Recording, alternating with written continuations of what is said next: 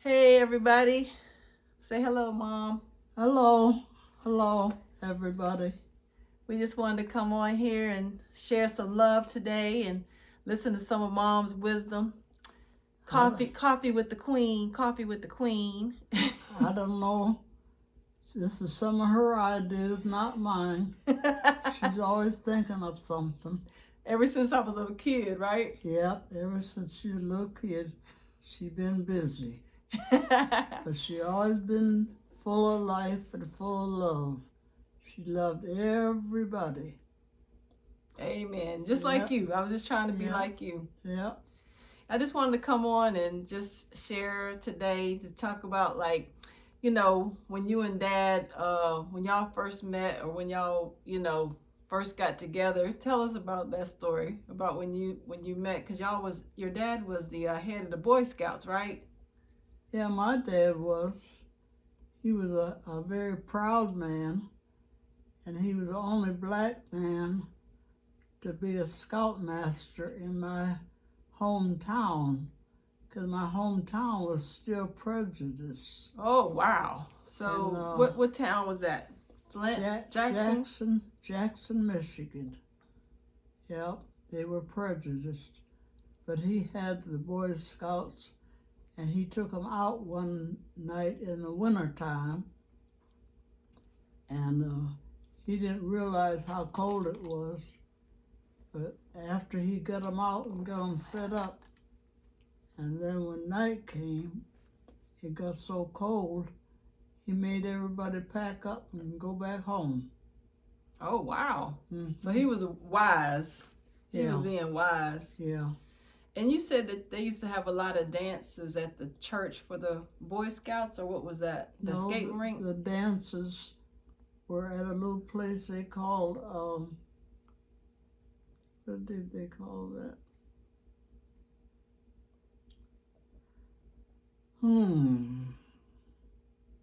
Just like a center? Yeah, a center where all the black kids met and danced and had the little Pepsi Cola. That was a big thing, a Pepsi Cola and a hamburger.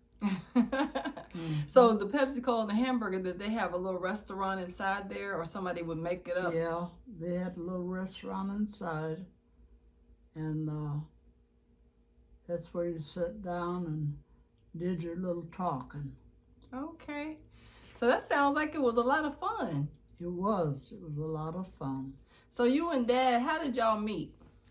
Well, to tell you the truth, some war, which I don't remember. World War, like maybe two? World War Some II? war was over. Okay. And everybody got on this hay wagon and was celebrating. And as it came your way, you jumped on and you celebrated. And he was so neat. He was the neatest and cleanest fella on the hay, called a hayride. Mm-hmm. And we got on there, and he was around talking to all the girls and kissing on all the girls. I told him, don't kiss me, because next thing you know, I said, you're gonna marry me. And that was being a little bold. Because I was young and just talking. That is so funny. That's how I met him. Okay. So after that, what happened? He found your house? He found out where you lived? Then we got, then we left the hayride. Everybody went to this little place, they call it Child Welfare. That's the name of that place was. Mm-hmm. Everybody went there and sat down and talked, and that's where he and I really got acquainted. And he was so nice and so polite, and I really liked him. And I probably gave him my address, and he took me to my first prom. My high school prom. Yeah, was that like 11th grade or 12th grade? That was the 11th grade prom. Mm-hmm. and because I wasn't ready to graduate at yet, Okay. and So, what, you were born in 1928, yeah, and so that was probably like about 16 years later? Were you about 16 years old? probably, I don't know. Just for those history buffs, because they would know when the war was, if it was after that time. So, yeah. Yep.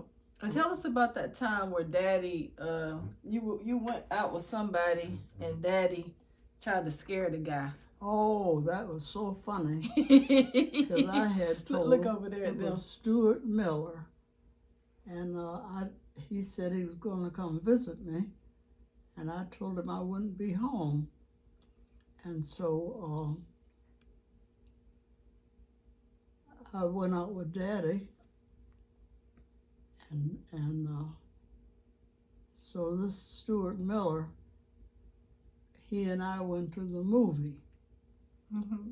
And when I came home from the movie, Stuart was up in the tree. No, Daddy was in the tree, wasn't he? Because he jumped out. No, it was Stuart Miller. Oh, he jumped out. No, it was Daddy. Yeah, Daddy. That's what I thought you told me. Yeah, it was Daddy. And when we came up on the porch, he jumped out of the tree and scared us to death. And so there we were, all the three of us standing there together. But anyway, who was it left? You say it was Daddy that jumped out of the tree? Yeah. Yeah, Daddy jumped out of the tree. And I thought that was so funny. All I did was laugh. So that was that. So when y'all got married, you lived in Michigan, right? Yeah. Well, he was still in the Army. Mm-hmm. And we got married. I went down to Virginia and we got married. And had a nice little house. That was the nicest little house all around there. Mm-hmm. And so that was that. And then when y'all were in Virginia, did y'all ever go down to the beach, or what did y'all do for fun? No, didn't do anything for fun. Oh, you just cleaned the house up, kept the house clean? Yeah, just doing nothing stuff. Mm-hmm. Did y'all ever just drive around a little bit? Not too much. We didn't have a car. Okay. Yeah, didn't have a car. Okay. So Daddy took the bus back then? Yeah, you rode the bus, or you just didn't do anything. Okay. Did you have a garden? No garden. Not yet? No. Okay. So then when y'all moved to Washington, D.C., what was that like? Well, you lived in Michigan first, so y'all went from Virginia back to Michigan? Mm-hmm. And you lived in Michigan? After he got out of the Army, we went to Washington. Mm. And then, we lived in Jackson for a while. Jackson, Michigan. Mm-hmm. I had gone to beauty school, and I graduated, and I never did hair because I didn't know black people had such awful. Don't say that, Mom. Just say it was very. It was hard to. It was a little difficult to. It was hard to do before they had relaxers and stuff. Right, before they had all this good stuff to straighten it out. But anyway, that's why I didn't do hair. Mm-hmm. And I never liked it. I was very good with the. Now, who did you and your sister's hair? This is Mom. When she was young. Her sister Shirley. and her sister Zelma. So who did y'all's hair back then? We went to the beauty shop by that time. Okay. Mm-hmm. Did you know how to do y'all's hair? Could you do you guys' hair pretty good? Did you know how to do that? Yeah. Okay. Well, at least you were trying. Yeah. And then, let's see. Oh, we had another. This is a picture of you and Daddy at your anniversary. Oh, that was so nice. Yeah, that was how many years later? What anniversary was that? That was the 50th. 50th anniversary. Mm-hmm. So when y'all were, here's Daddy playing golf. Talk about Daddy playing golf. Oh, he was the best golfer around, and everybody knew it. So they were so proud of him. He could really hit that golf ball. Mm-hmm. And it would go a long, long ways. Mm-hmm. Now, did you ever go play golf with him? I did, but he really didn't want me there. Mm-hmm. Because the men, they would, sometimes bring their wives. Mm-hmm. But they really didn't want their wives there, so... That was their time to be together. Right. And you couldn't play anyway. Mm-hmm. But then I found a girlfriend, and so she and we would go play golf because we would have to rest, and so you don't do that. Mm-hmm. But they have benches and things for you to sit down and rest. And sometime I would do really, really well. Mm-hmm. And most of the time... You want a little water? Okay. Most of the time neither one of us could do too well. Mm-hmm. And we didn't really know the rules, but we played anyway. So y'all just had fun anyway. We had fun. Mm-hmm. So you lived in Michigan, raised, Shirley, Butchie, and Denise Mm-hmm. in Michigan. That's where those three were born, right? Right. So talk about that. How was that raising three kids in Michigan back in those days? Well, it was really nothing because, it wasn't anything special to do. The kids went to school, and after school, they came home. But I know after school, when Butchie started, I went and met him. Mm-hmm. Because he was still, in kindergarten. And he told me on the first day, I think it was, not to come and meet him anymore. Because nobody's mother came to meet him. Aww. Mm-hmm. So he didn't want to look like a baby. Right. Wow. Mm-hmm. Okay. And then I used to sew. I sewed an awful lot. Mm-hmm. I guess that was my hobby. Mm-hmm. And I made Shirley and Denise each a nice little dress. The pinafores? Yeah, with the pinafores. And I had all this starch in them. And on both sides, I had starched them so much. And Shirley said, "Mama, don't do that anymore." She said, because I looked to the right and I couldn't see nothing. I looked to the left and I couldn't see nothing. The pinafores had a little stand-up little sleeve thing, right? Yeah. The little white thing that goes over top of the dress. No. It was just a white dress? It was just a dress. Uh-huh. But it had... the little, not poplin sleeve, but the little stand-up sleeve. Right. Mm-hmm. That is so neat. So you had a Singer sewing machine? Was that the sewing machine back in there? I had a Singer sewing machine. And I made all of Shirley's dresses when she was getting ready to start school. Mm-hmm. I made 5 dresses off the same pattern, but the material was different. Oh my goodness. Mm-hmm. How about Denise? Did you make her some cute little clothes? Oh yeah, I sewed for her too. Couldn't make Butchie nothing because, well, after he got in school, I remember the teacher made us rip some clothes apart and put them back together for the boys. And that was really hard. Why did they make them rip them apart? I don't know. They ripped the clothes apart, so what, they were trying to make them more fresh looking or something? I really don't know. That's interesting.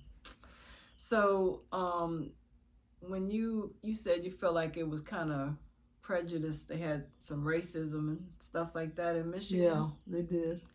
So were the people just mean? I know you said you one time you worked in a clothing or a boutique that was run by a Jewish lady, but she was nice, right? Yes, she did.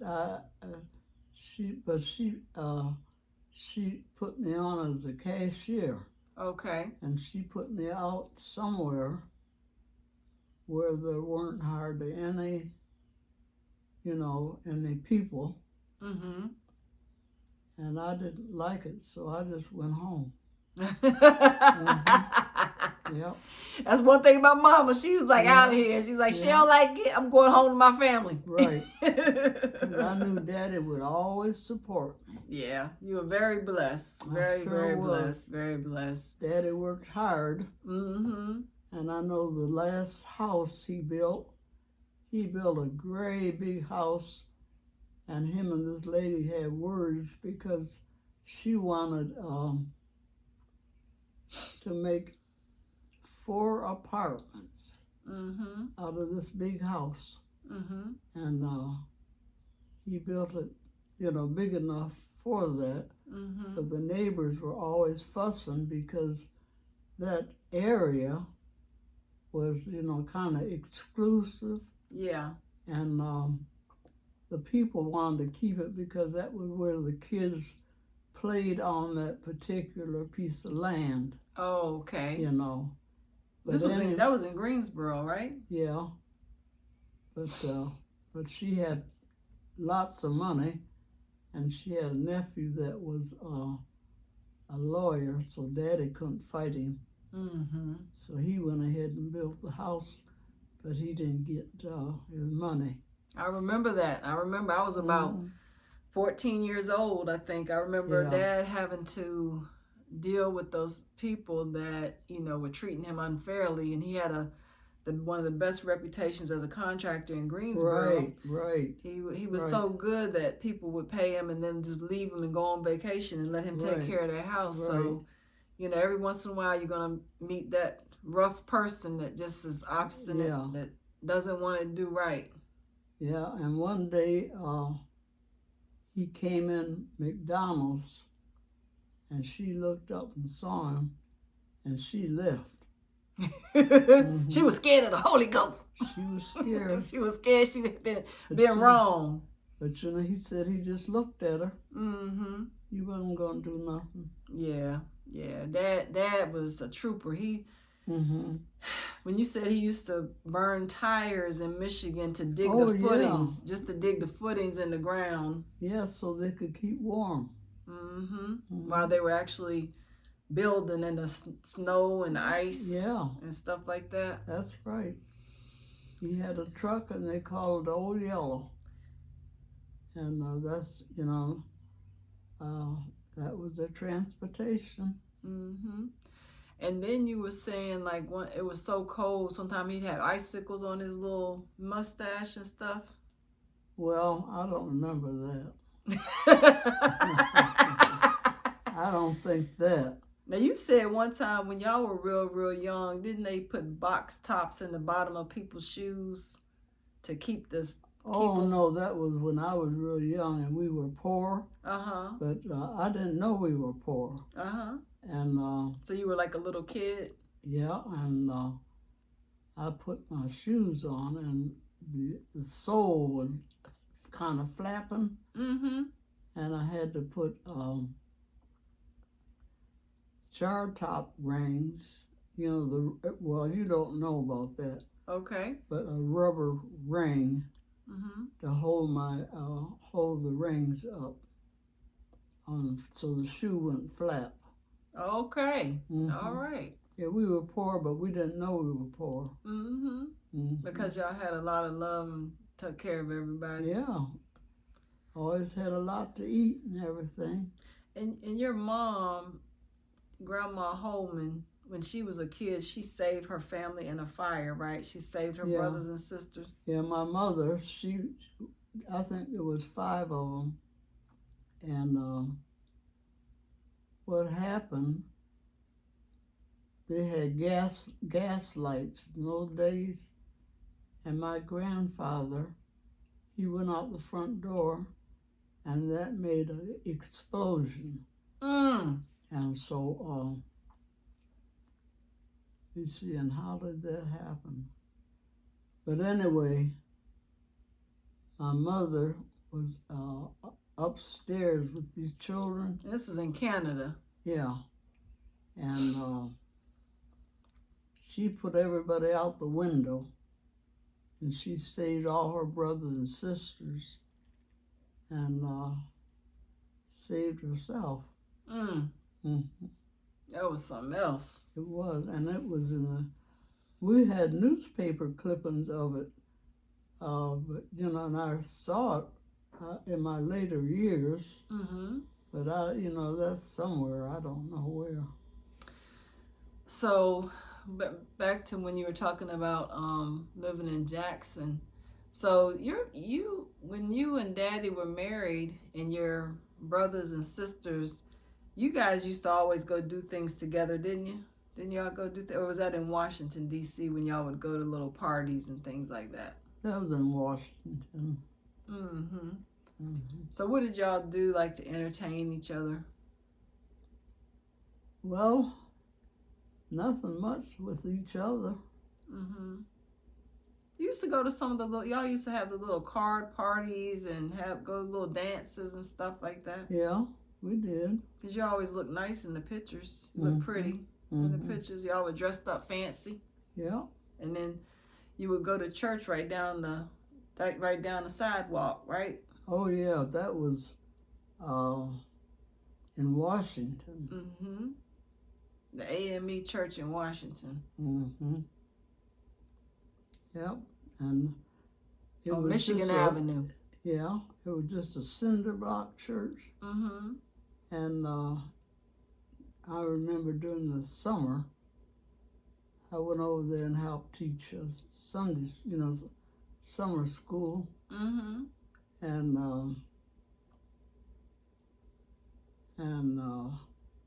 it was raining, and so I had to find some pots and pans to catch the raindrops. Mm-hmm. And then I just told everybody to go home, 'cause that was too much. Do you remember the name of your pastor back then? Hmm? You remember your name of your pastor back in those old days? But I know this other man, old minister. Uh-huh. We had finished dinner, and I went out in the alley looking for somebody. And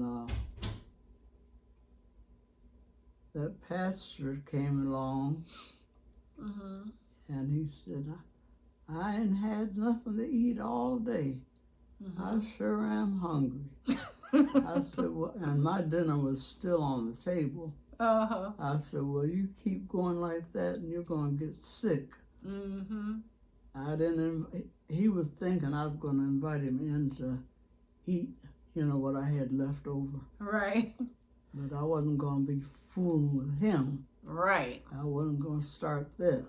Right. Mm-hmm. You know how to use wisdom when the Holy Spirit tells you to use the wisdom. Right. Mm-hmm. So how did you and Daddy stay married so long? He stayed on the golf course. That's how that was. Mm-hmm.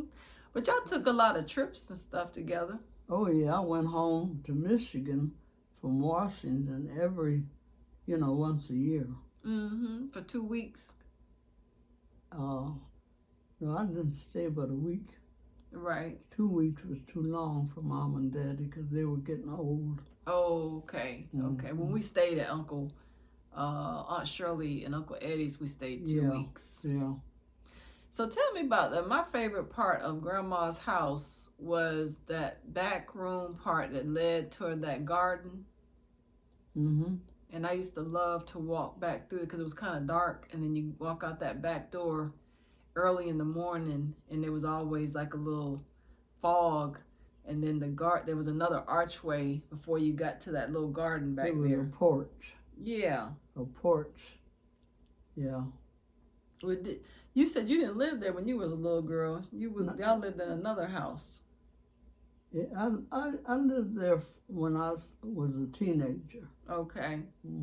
What was your favorite part of the house? Well, when I was a teenager, I was gone all the time. You were? Mm-hmm. Where were you at? Going here and there. Nowhere, really. Just going around, walking around different places trying to find something to do? Mm-hmm. Me and my girlfriend. Who was that? Pat Dungy? Mm-hmm. And Pat Dungy, that's the Dungy, that coach, that pro football's coach. Yeah. That was his mother or grandmother? That would have been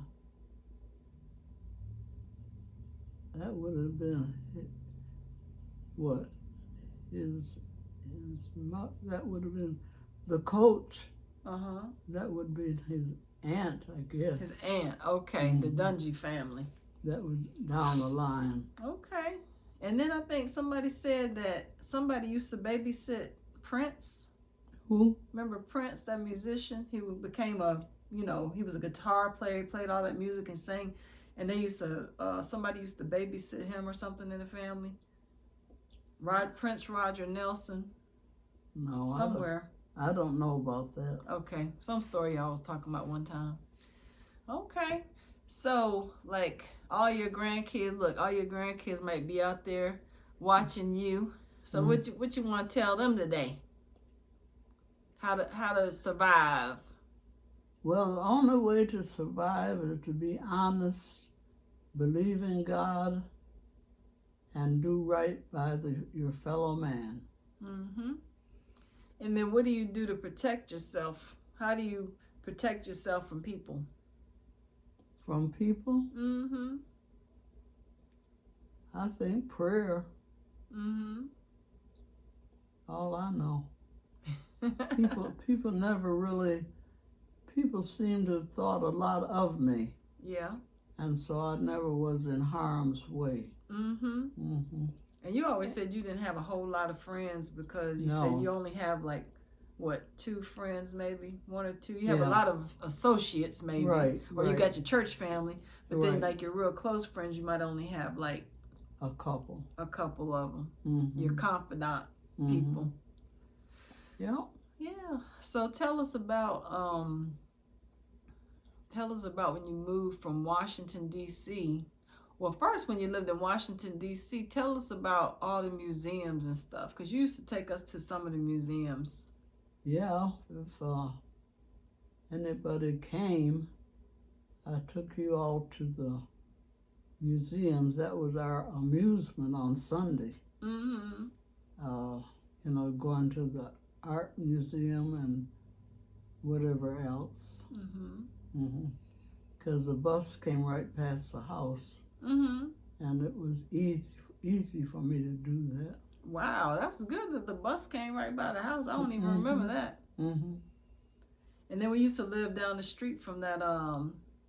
Did we live down the street where you could walk to that one church that had where they have all those beautiful ceilings and everything, and it was some beautiful monastery or something like that in Washington. Oh yeah, that was up the street a little ways, and they had a lot of Catholic stuff. Mm-hmm. And that's what I really enjoyed. Mm-hmm. Because it was so pretty inside there. It was beautiful. Mm-hmm. Wow. Mm-hmm. And so when you when you left Washington D.C. Now you were in Washington D.C. when they had all the marches and stuff. Right, right. For when they had what, Martin Luther King and everybody would come and march. But I didn't go. I just watched it on TV. Because it was kind of dangerous. Yeah. Didn't Aunt Esther go to the? No. No, she didn't go to nothing.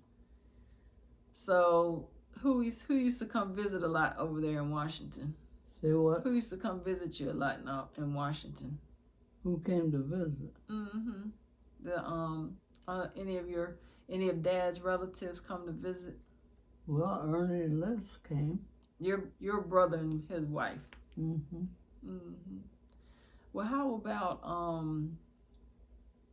I was just thinking about something.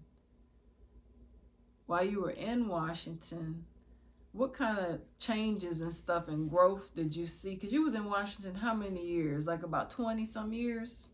14. Only 14 years in Washington? And that's where I was born. Bernadette was born, and I was born in Washington. And Shirley was in Washington a little while, right?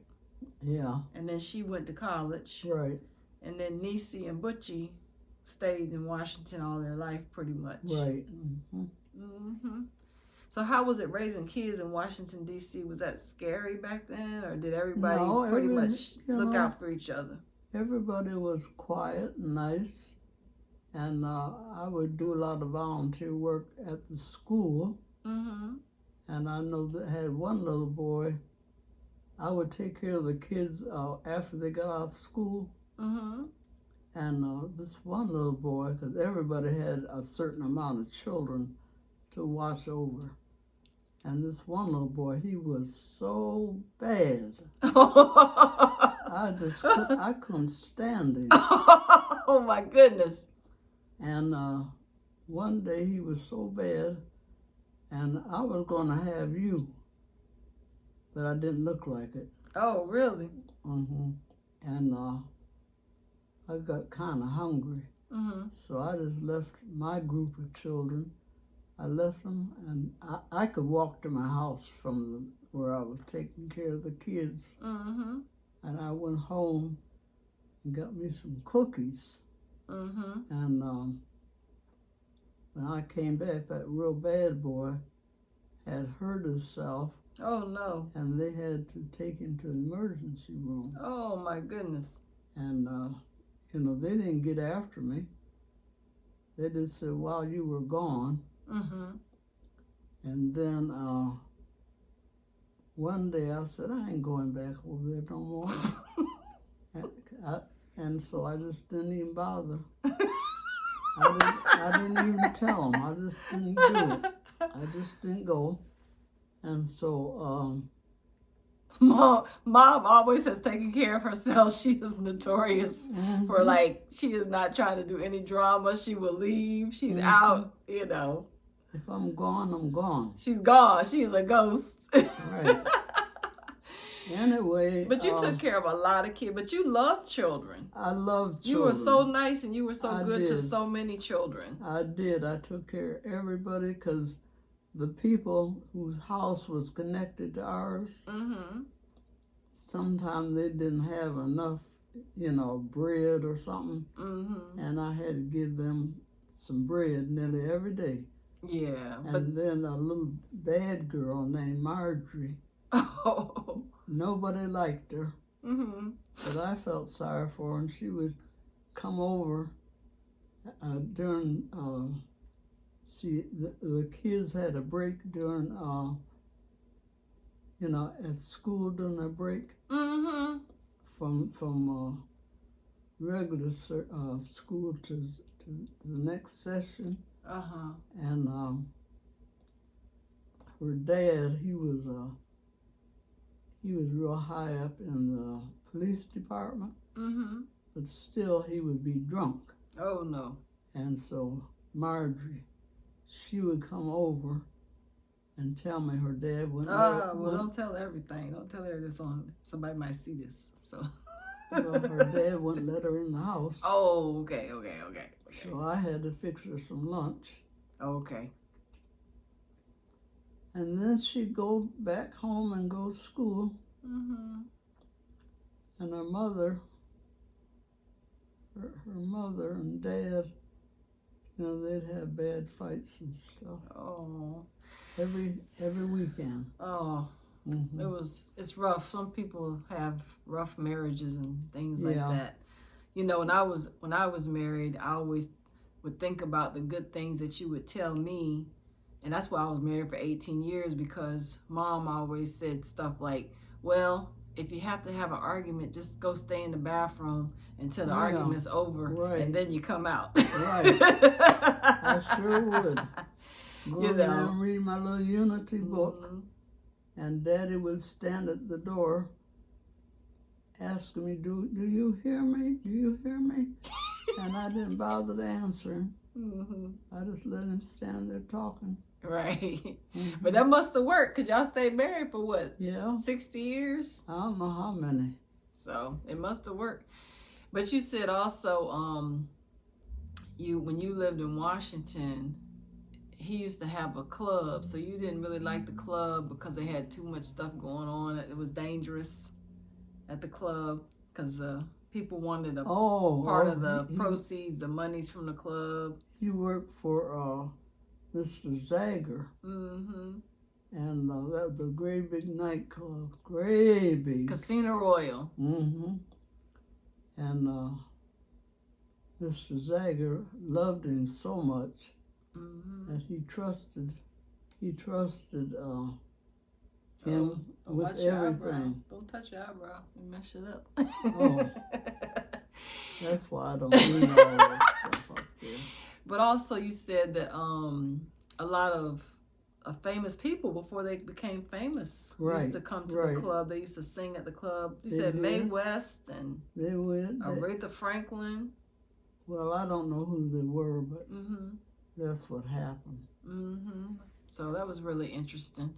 And then y'all ended up moving down to North Carolina, down to the red mud. Yeah. North Cackalack. I remember Mr. Zagger. We were coming down here. Mm-hmm. And because they had bought all this food and stuff, they thought we was going to, stay with them for a few days. Mm-hmm. But Daddy made me get on up and get ready to come down here. Mm-hmm. And, Mr. Zagger came. It took him a while because he was crippled. Oh. Mm-hmm. And he came out, and he was just hugging me and crying because he didn't want us to leave him. Yeah, because Daddy had been so loyal, helping build the club and everything. Him. And all the people loved him in the club. Everybody loved you guys and stuff like that. Yeah, everybody loved us. Except for the one big cook, the big old cook that tried to throw a knife at him or something like that. Well, Daddy picked him up and threw him. Uncle Ernie, that's what Uncle Ernie said. Really? Mm-hmm. His wife pretended like she liked us, but she really didn't. She was jealous, Wow. Mm-hmm. That's terrible.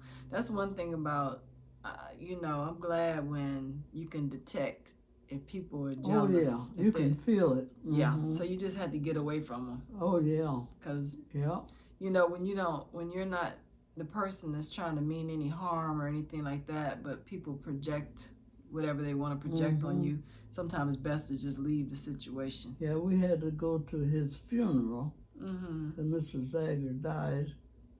And I don't know who let us know that he died. And we went to the funeral because they buried those Jewish people. They bury them early. Yeah. And there wasn't hardly anybody at the funeral. Did they have the mirrors covered up? They say sometimes they have mirrors covered up when you go to a Jewish funeral. Mirrors? I don't know about that. Okay. But anyway, they had it set up outdoors. And they had a place for her to sit. And there was a place that,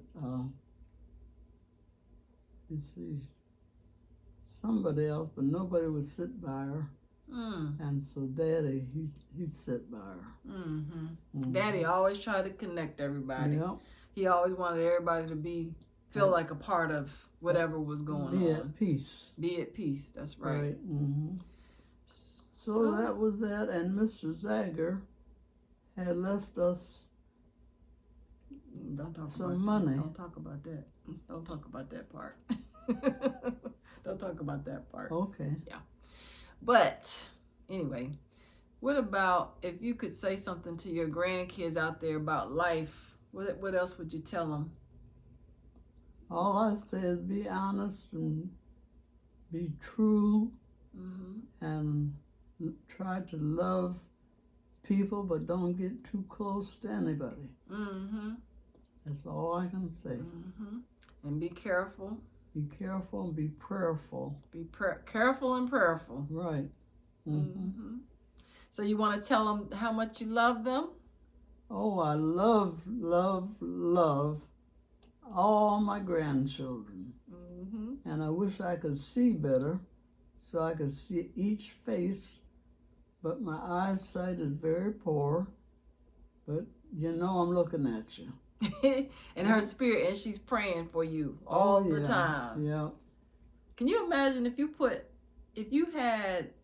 couldn't even have a container to contain all the prayers you've prayed for people over the years? Oh yeah.